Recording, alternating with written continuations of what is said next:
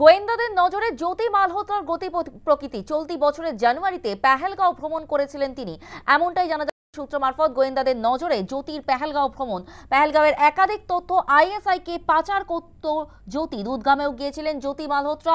জ্যোতির সঙ্গে ছিলেন আসানসোলের যুবক সৌমিত ভট্টাচার্য, সঙ্গে ছিলেন পুরীর ইউটিউবার প্রিয়াঙ্কা সেনাপতি। তদন্তকারীদের নজরে সৌমিত এবং প্রিয়াঙ্কাও 2024-এর 20 মে কলকাতায় এসেছিলেন জ্যোতি মালহোত্রা। সে সময় তাকে কলকাতা ঘুরে দেখান সৌমিত। কাশ্মীরের দুধ পাথারিতেও তিনজনকে একসঙ্গে ঘুরতে দেখা যায়। সৌমিতের ব্লগে তিনজনের ঘোরার ছবি প্রকাশ্যে আসে। 3 মাস আগেও কলকাতায় আসেন জ্যোতি মালহোত্রা। আমাদের সঙ্গে টেলিফোন লাইনে রয়েছে আমাদের প্রতিনিধি মৌমিতা মিত্র। মৌমিতা, এবার গোয়েন্দাদের নজরে জ্যোতির গতি প্রকৃতি, বিস্তারিত জানবো।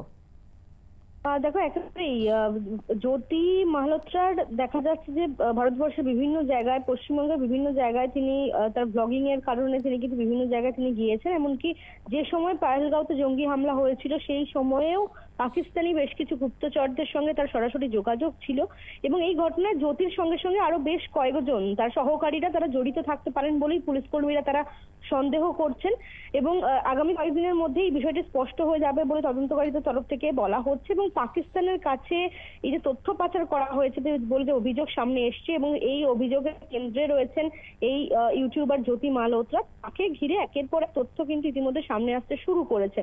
বলা হচ্ছে যে এপ্রিল মাসে 22 এপ্রিল যে পেহেলগাঁওতে যে জঙ্গি হামলা হয়েছিল তার ঠিক 3 মাস আগে, অর্থাৎ চলতি বছরের জানুয়ারি মাসে এই জ্যোতি তিনি পেহেলগাঁওতে গিয়েছিলেন এবং তদন্তকারীরা মনে করছেন যে পেহেলগাঁও থেকে ঘুরে আসার পরেই সেখানকার একাধিক তথ্য, এলাকার বিভিন্ন তথ্য তিনি পাক গুপ্তচর সংস্থা আইএসআই কে তিনি পাচার করেছিলেন।